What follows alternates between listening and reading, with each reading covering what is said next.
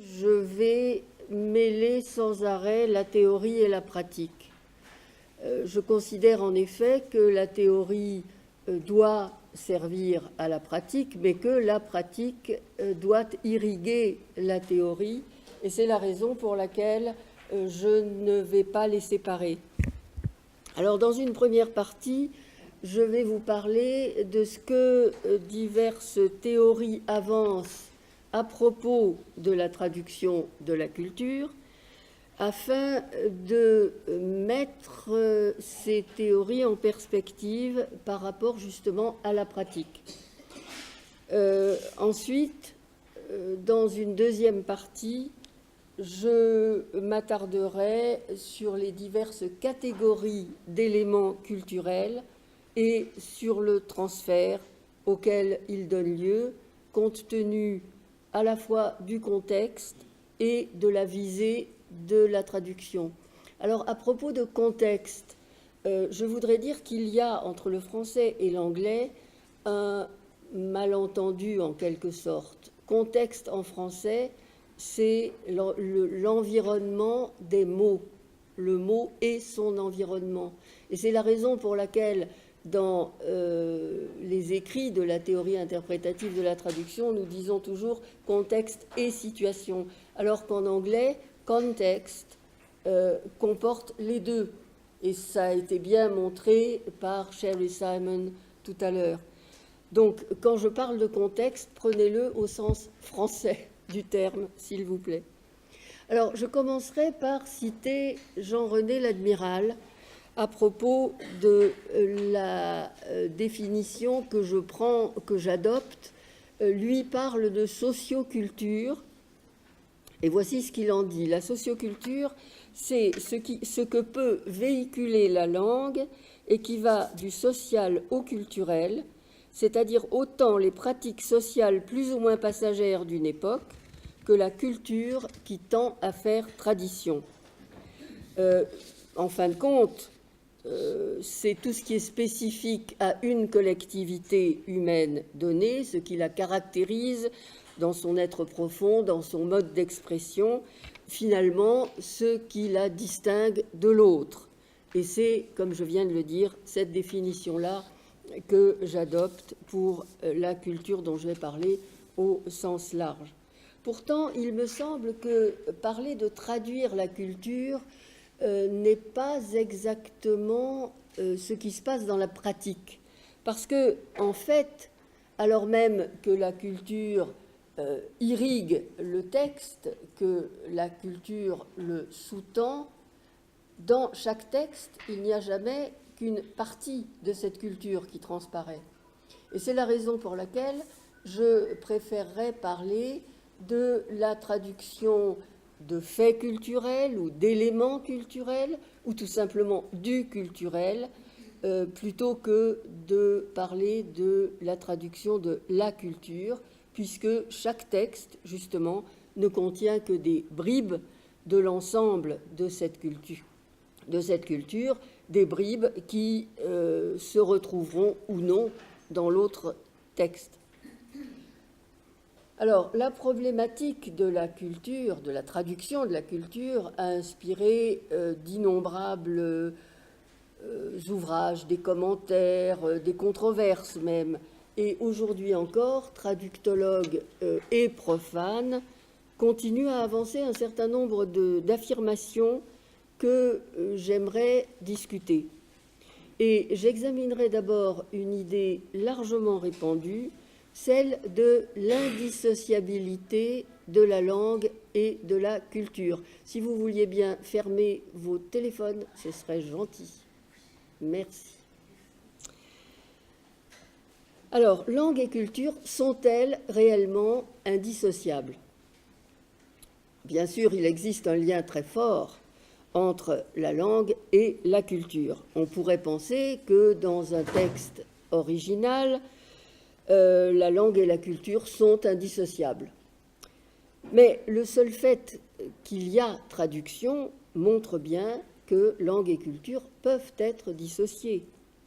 C'est là, de ma part, et heureusement je ne suis pas la seule à le dire, un point de dissension avec un certain nombre de traductologues réputés. Et vous voyez tout de suite de qui je veux parler. Je veux parler de Berman, de Méchonic, de Venuti et avant eux, évidemment, de Schleiermacher.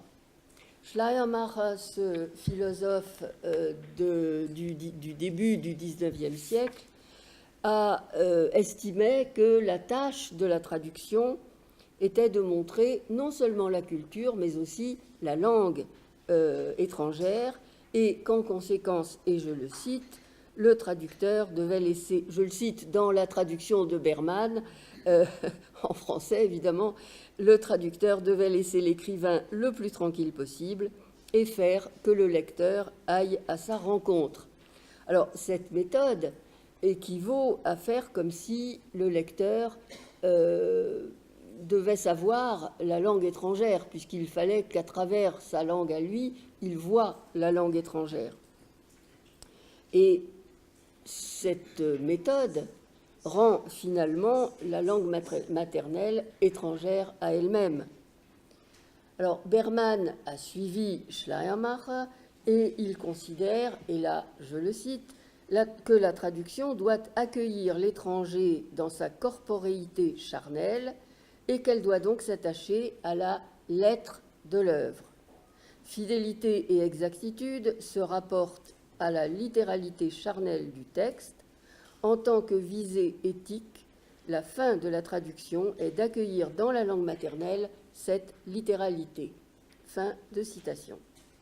Alors, évidemment, Schleiermacher et Berman ne sont pas les seuls à vouloir conserver, en partie du moins, la langue de départ dans la langue d'arrivée. Méchonic prône, lui, le décentrement, et je cite, qui est un rapport textuel entre deux langues, dans deux langues-cultures, avec un trait d'union entre langue et culture, jusque dans la structure linguistique de la langue. Méchonic traduit la Bible, dit-il, pour y refaire entendre, je le cite toujours, y refaire entendre l'hébreu du poème et la poésie de l'hébreu. Alors, Méchonic est un peu moins radical que Berman en ceci qu'il ne prône pas véritablement la littéralité, mais il reste néanmoins dans la même ligne. Quant à l'américain Venuti, il plaide, lui, pour ce qu'il appelle en anglais a resistive translation. Et là encore, je le cite, a translated text should be the site where a different culture emerges, where a reader gets a glimpse of a cultural other. And resistancy, a translating strategy based on an aesthetic of discontinuity, can best preserve that difference, that otherness, by reminding the reader of the gains and losses in the translation process and the unbridgeable gaps between cultures. Fin de citation.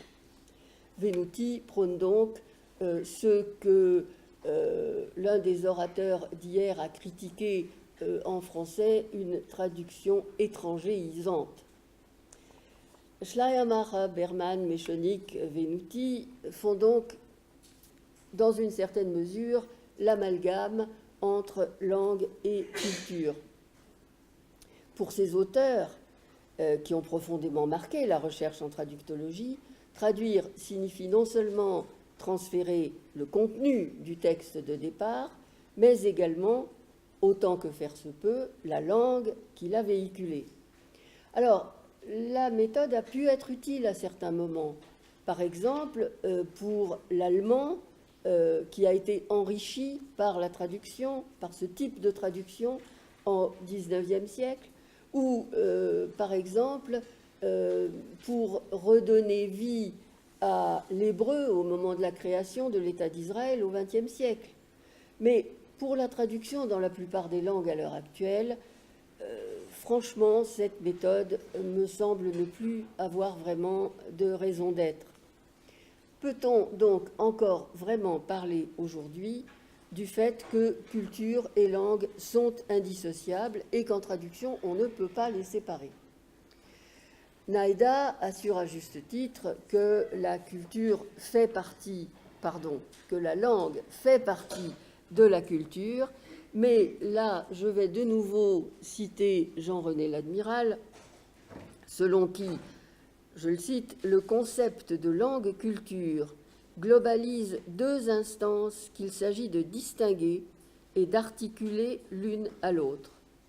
En réalité, il ne s'agit pas d'une entité globale totalisant la langue et la culture, mais d'un couple articulant d'une part un état de langue déterminé et d'autre part des éléments qui a sédimenté la socioculture. Donc, nous ne sommes pas les seuls, l'admiral et moi, à contester l'indissociabilité de la langue et de la culture. Neubert et Shreve, eux aussi, considèrent que to say that everything of value in a foreign text is bound to its linguistic form is too extreme.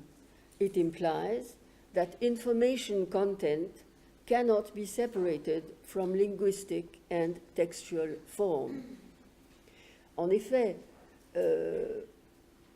ajouter au fait que injecter la langue étrangère dans la langue d'arrivée rend celle-ci étrange aux yeux de ses lecteurs et altère donc la perception par ce lecteur de la traduction du texte de départ, c'est nier la capacité du traducteur à trouver dans sa langue les ressources propres à faire comprendre et apprécier la culture étrangère.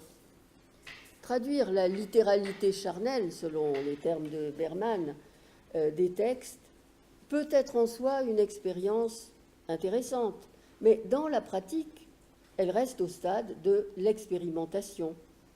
Alors, la traduction de l'Énéide par Klossowski, qui a été citée hier, c'était en 1964, la traduction de certaines parties de la Bible par Méchonic en 1981, ou de la Bible tout entière par Chouraki en 1987, ont été applaudis par les traductologues et par les critiques littéraires pour leur nouveauté, mais critiqués pour leur manque de lisibilité par les praticiens.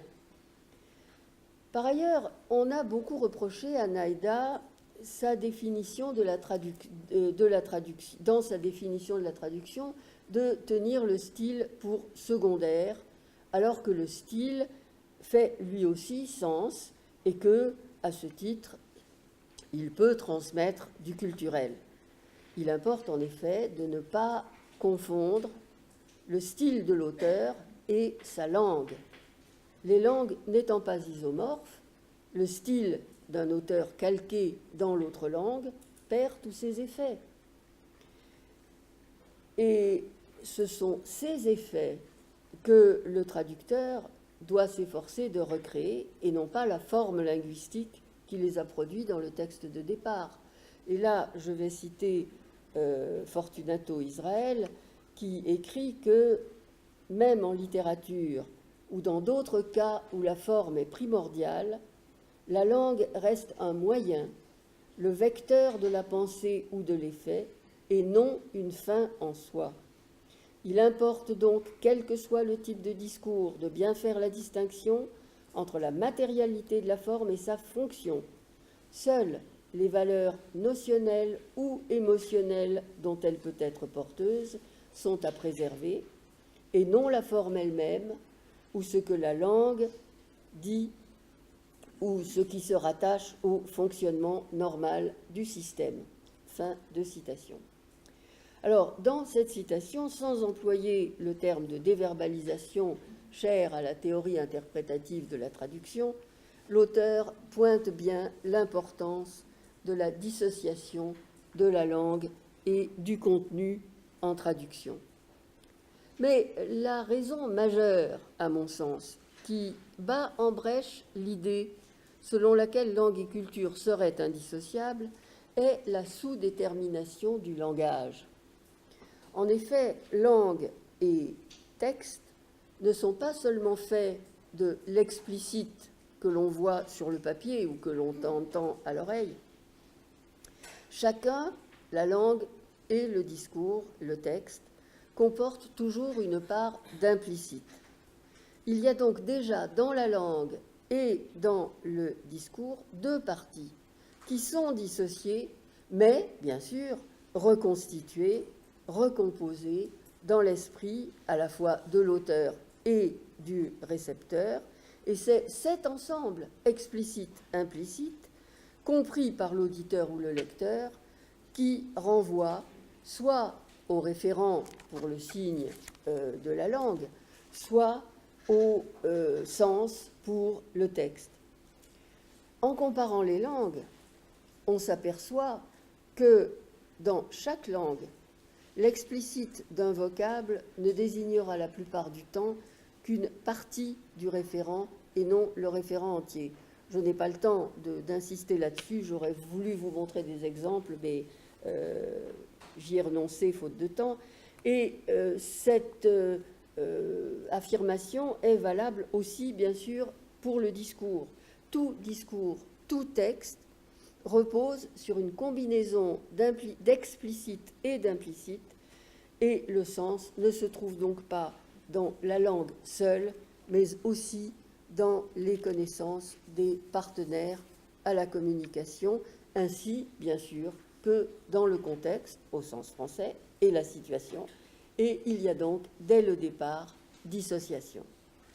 Alors, je conclus sur ce point, dissociation ou non entre langue et culture, en réaffirmant que la culture peut être dissociée de la langue, et je vous en montrerai tout à l'heure, vous en entendrez tout à l'heure des exemples pratiques. Alors, la culture est évidemment véhiculée par la langue, elle n'est pas entièrement contenue en elle.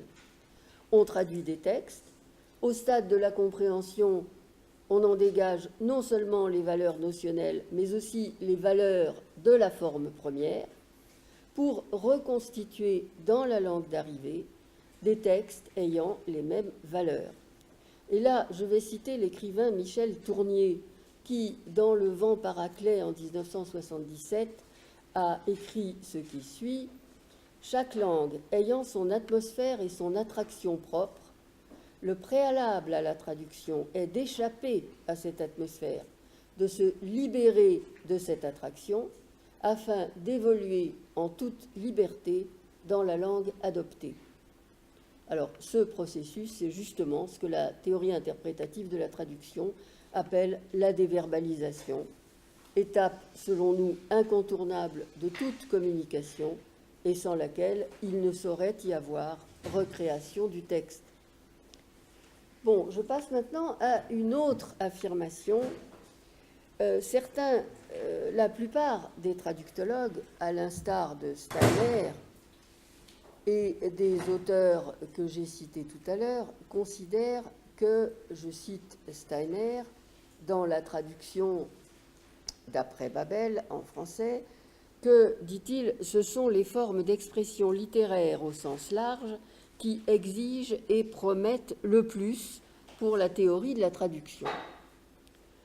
Or, depuis quelque temps, une réaction se dessine vers l'abandon, selon les termes de Snell Hornby, de la dichotomie polarisante entre texte littéraire et texte spécialisé en faveur d'un spectre plus large. En effet, si les textes littéraires contiennent des éléments culturels à foison, ils sont loin d'être les seuls à être marqués par une culture particulière. Prenons par exemple les textes juridiques. Les textes juridiques sont marqués par l'histoire, la tradition et donc la culture de la nation qui leur a donné naissance. Et que dire alors des recettes de cuisine ? Quant au mode d'exposition des articles de sciences humaines, aujourd'hui en voie de standardisation sous l'influence de l'anglais, ça aussi ça a été mentionné hier par les orateurs, ce mode d'exposition des articles, par exemple, de traductologie, était jusqu'à il y a peu très différent en allemand, en français, en arabe et en anglais, évidemment. Je reviens au culturel, définition plus étroite donc de la traduction, de la culture, pardon. Les textes généraux, textes journalistiques, essais, discours publics, correspondances privées ou commerciales, fournissent tous des indices culturels. Les formules de politesse, par exemple, sont une expression du culturel qui se manifeste dans toutes les langues, chaque communauté linguistique ayant bien entendu ses propres usages, ses propres rituels pour exprimer la politesse. Les faits culturels qui peuvent arrêter le traducteur sont loin de ne se trouver que dans la grande littérature. Lavaux et Volozin en ont fait une démonstration en 1998 qui était tout à fait éclatante à partir de textes de vulgarisation informatique qui contenaient des manifestations de la culture américaine qui auraient vraiment eu du mal à passer telles quelles en français. Alors après cette mise en perspective de ces positions traductologiques à propos de la culture, j'en viens à ma deuxième partie, la reformulation des catégories d'éléments culturels que je traiterai, vous vous en doutez, du point de vue de la théorie interprétative de la traduction. Comme dans toute traduction, il y a évidemment deux temps pour la traduction du culturel. Il y a le stade de la compréhension et celui de la reformulation. Alors, tous ceux qui s'intéressent à la traduction, à l'instar de Snell Hornby, affirment que if language is an integral part of culture, the translator needs not only proficiency in two languages, he must also be at home in two cultures. In other words, he must be bilingual and bicultural. La compréhension du texte de départ ne devrait donc pas lui poser de problème. Et en conséquence, je considère que la partie compréhension ne concerne pas la traductologie au sens restreint où je l'entends, c'est-à-dire l'étude du processus et du produit de la traduction. Malgré Venuti qui parle, lui, de « irreducible cultural differences » et de « unbridgeable cultures ». La compréhension pose en revanche effectivement des problèmes pratiques d'acquisition de connaissances. Et du point de vue éthique, elle exige évidemment une grande ouverture d'esprit. Mais j'en viens à la reformulation, qui est effectivement la partie, s'agissant de la culture, la plus importante de la traduction. Malgré la familiarité croissante des lecteurs avec les cultures du monde, la reformulation soulève bien sûr toutes sortes de questions. Alors, quels sont donc les éléments culturels que le traducteur peut avoir du mal à faire comprendre à ses lecteurs qui, eux, ne sont pas biculturels? Dans sa partie la plus visible, la culture se manifeste à travers des éléments culturels que sont les termes qu'on appelle également realia ou culturem. Ces termes désignent une réalité de la civilisation de départ qui n'existe pas telle qu'elle, ou pas encore d'ailleurs, dans la civilisation de la langue d'arrivée. Ces éléments culturels, les lecteurs extérieurs à la culture ne les comprendront pas forcément. Et pourtant, ce ne sont pas les termes en eux-mêmes qui transmettent la majeure partie de la culture qui compose le texte. Une narration, une argumentation même, apporte des renseignements sur les institutions, les mœurs, la façon de raisonner, de réagir aux événements, sur une manière d'être et de se comporter qui est spécifique à une culture donnée. Traduire cette narration ou cette argumentation ne nécessite pas toujours l'utilisation de procédés spécifiques. lorsqu'elles sont immédiatement compréhensibles pour les lecteurs de la traduction, ces narrations ou ces argumentations peuvent passer dans l'autre langue sans explicitation dans le texte, sans note en bas de page, sans commentaire. Or, on ne mentionne quasiment jamais les éléments culturels apportés par les discours sans lien fixe avec une langue déterminée.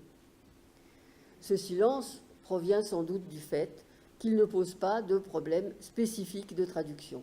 Et pourtant, dans la transmission de la culture de l'autre, il joue un rôle prépondérant. Les exemples que je vais vous donner, et que je regrette encore une fois de ne pas pouvoir vous montrer, sont une preuve éclatante de la dissociation langue-culture. Alors, mon exemple est tiré d'un roman écrit par une Camerounaise installée aux États-Unis. Cette Camerounaise, qui s'appelle Imbolo Mboué, je vous donne son nom en clair, M-B-U-E, qui est son nom de famille, et Imbolo, qui est plus facile à noter, a écrit donc un roman qui s'appelle Behold the Dreamers, un roman qui est apparu à New York en 2016. Et elle y raconte, en anglais évidemment pour ses lecteurs américains, la vie à New York d'un jeune couple d'immigrants camerounais. Elle fait souvent parler ses personnages en pidgin English, mélangés de français, puisque le Cameroun est un pays bilingue, français-anglais, avec évidemment des quantités, 232, m'a-t-on dit récemment, langues locales. Donc, la langue qu'elle utilise, c'est le Bakweri. Ce qui évidemment exigera du traducteur une réflexion théorique et un traitement particulier dans sa traduction. Je n'ai pas, je vous le dis tout de suite, je n'ai lu le texte qu'en anglais. Il a été traduit, il vient d'être traduit en français. Je n'ai pas lu la traduction du tout. Mais la façon dont Imbolo Mboué décrit la façon de réagir de ces personnages, leur façon de réagir à ce qui leur arrive montre clairement une culture tout à fait différente de celle des Américains qu'ils côtoient tous les jours. Alors, par exemple, le personnage principal, qui gagnait chichement sa vie en faisant le taxi, apprend au téléphone qu'il vient d'être engagé par un directeur de banque, ce qui évidemment signifie un salaire beaucoup plus élevé et un travail socialement bien plus agréable. Alors voilà sa réaction, il est au volant de son taxi et voilà sa réaction. If he had been driving in Newtown, Limbe, donc au Cameroun, he would have gotten out of the car and hugged somebody on the street, telling them, "Bo, you won't even believe the news I just got." In Newtown, he would have known at least one person on the street with whom to share his good news. But here, on these streets, on the Bronx. Sa femme, elle fait ses courses à Harlem.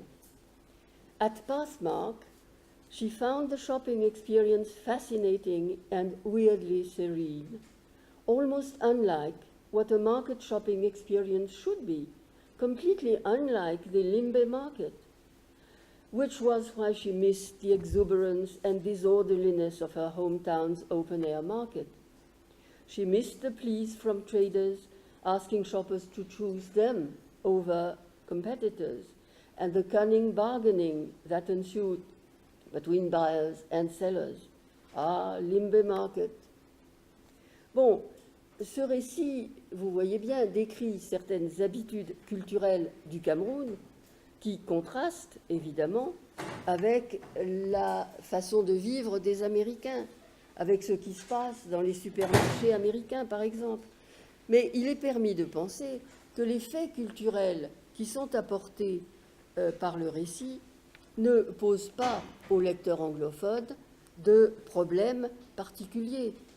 Dans ces différents passages, il n'y a aucune difficulté de compréhension pour l'étranger qu'est l'Américain, justement.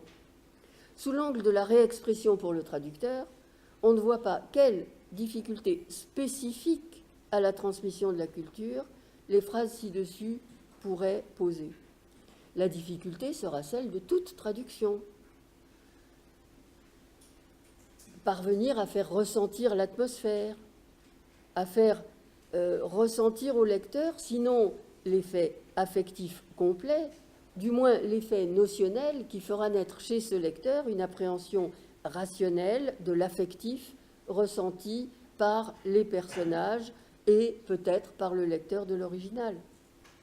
Une bonne partie du culturel passe donc en traduction sans poser de problème spécifique. Mais bien sûr, les termes, les aspects lexicaux et linguistiques de la traduction du culturel, eux, posent des problèmes. Maria Timoshko a remarqué que, pour la plupart des traductologues, most considerations of cultural translation remain fixated on the lexical and linguistic aspects of cultural translation. Et ce penchant est évidemment d'autant plus naturel que dans les textes, ce qui saute aux yeux immédiatement, ce sont les référents culturels spécifiques à une culture donnée, pour lesquels il n'existe pas de correspondance dans la langue dans laquelle il faut traduire. C'est Naïda qui, à partir des difficultés d'une traduction de la Bible qui visait à l'évangélisation de masses contemporaines et souvent fort peu éduquées, c'est donc Naïda qui a pris conscience de la difficulté que pourraient avoir des récepteurs de ces cultures très différentes de celles du texte de départ à comprendre certains référents culturels. Dans la traduction Théorie et méthode qu'il a coécrit avec Taber et qui est une traduction qu'ils ont faite eux-mêmes du livre publié en anglais, Naïda propose comme solution fonctionnelle ce qu'il a appelé l'équivalence dynamique et qu'il définit ainsi, alors je le cite, la qualité d'une traduction dans laquelle le message du texte original a été transféré dans la langue réceptrice de telle manière que la réaction du récepteur est essentiellement la même que celle des récepteurs du texte original. Souvent, la forme du texte aura été plus ou moins transformée, mais le message aura été conservé et la traduction sera fidèle. Alors, ce que Naïda entend par l'expression « la forme du message aura été plus ou moins transformée », c'est d'abord que la langue de départ n'aura pas été traduite par correspondance formelle, ce qui entraînerait, et là je le cite de nouveau, une déformation plus ou moins grave des normes syntaxiques et stylistiques de la langue réceptrice, donc une déformation du message, fin de citation, mais il entend aussi que certaines explicitations ponctuelles des référents culturels peuvent et même doivent être ajoutées dans la traduction pour assurer évidemment l'intelligibilité du texte d'arrivée. Il va même parfois jusqu'à certaines adaptations qui sont des procédés de naturalisation pour lesquels il a évidemment été très vivement critiqué. Sa position, très clairement, n'est pas du tout celle de Berman et autres.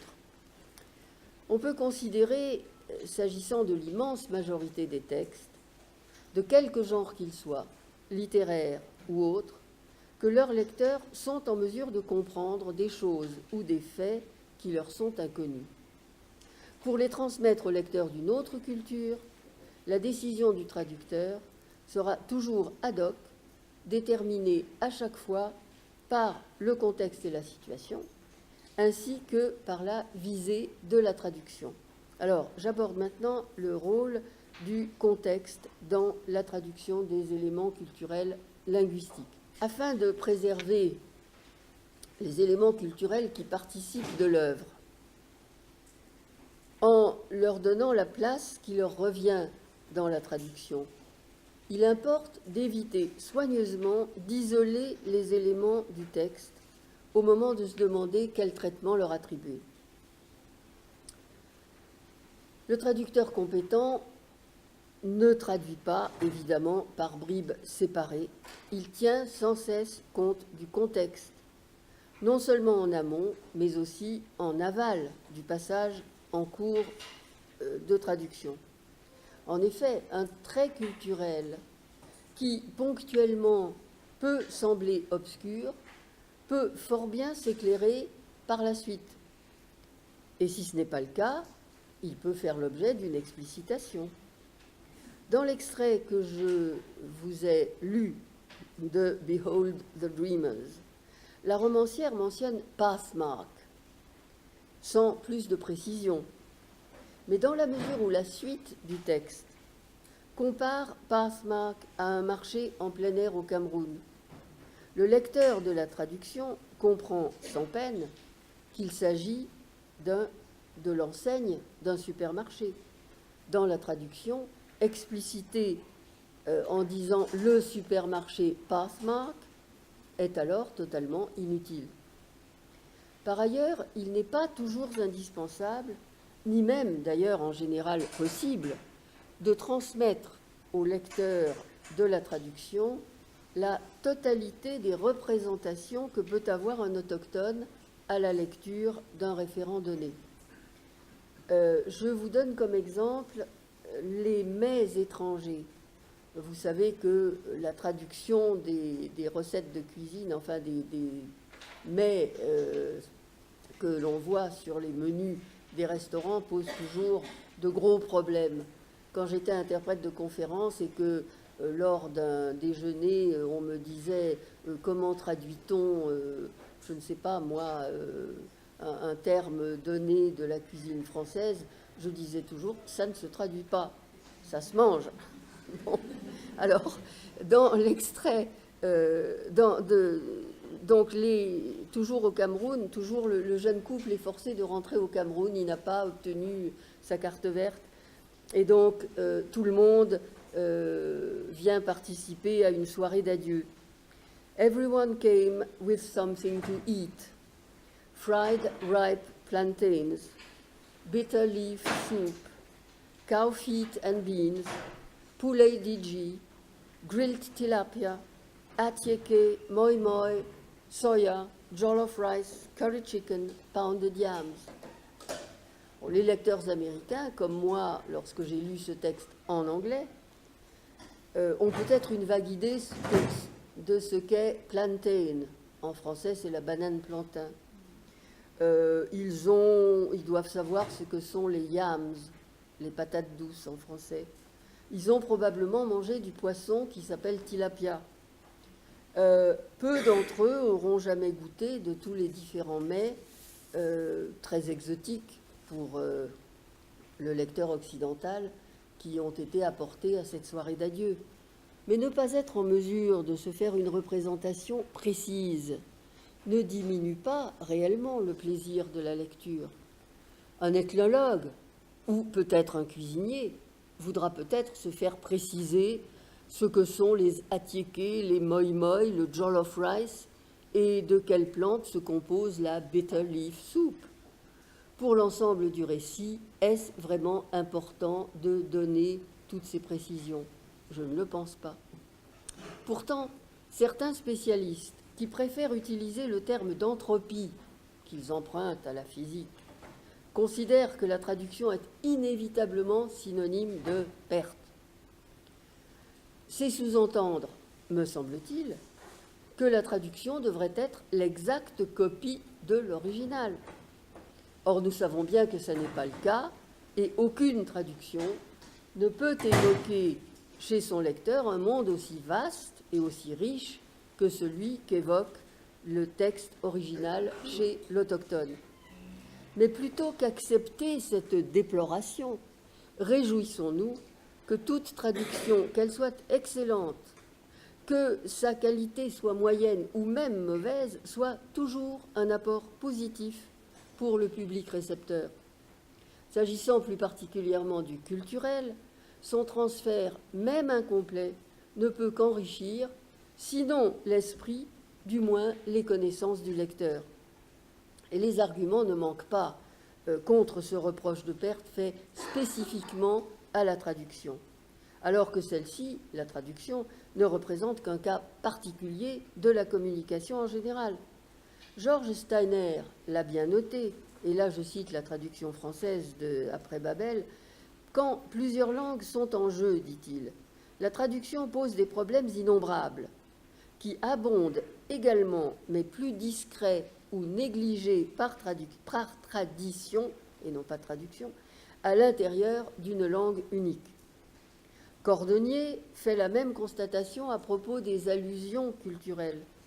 Il écrit « Il faut bien se rendre compte qu'au sein d'une même culture, elles ne sont pas, ces allusions culturelles, ne sont pas toujours obligatoirement perçues, et quand c'est le cas, elles le sont d'une manière différentielle, suivant l'histoire de chaque individu. » Alors, les interlocuteurs d'une même langue se comprennent en général de façon satisfaisante.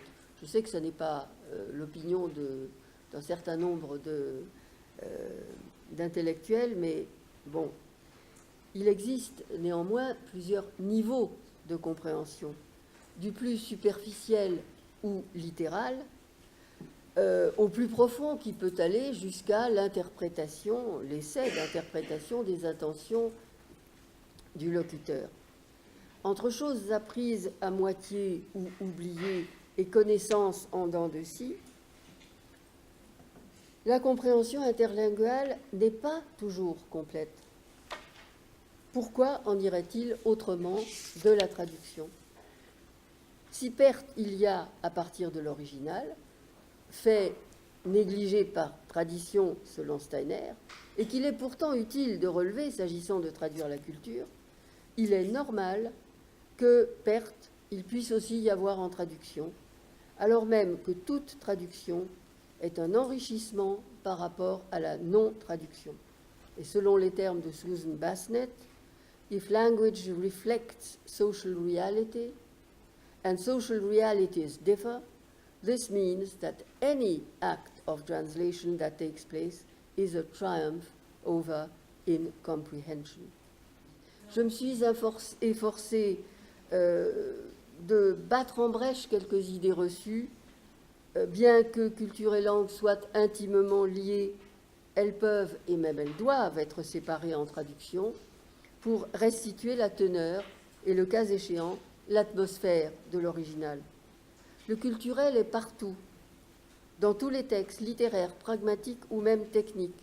La culture de l'autre, ou même une partie au moins, se dégage de la totalité du texte traduit et non de la restitution pleine et entière de chaque détail. La traduction n'est jamais et ne sera jamais l'original, mais bien que ne conservant pas le détail de la structure linguistique de départ, elle n'est jamais une perte lorsqu'elle préserve, par un processus de recréation, les valeurs dont le texte est porteur. En fin de compte, la raison d'être de la traduction étant d'accueillir l'étranger, la traduction du culturel n'est qu'un cas particulier de la traduction en général, dans la mesure où tout texte, quel qu'il soit, a pour soubassement la culture implicite, diffuse ou revendiquée de son auteur. Voilà.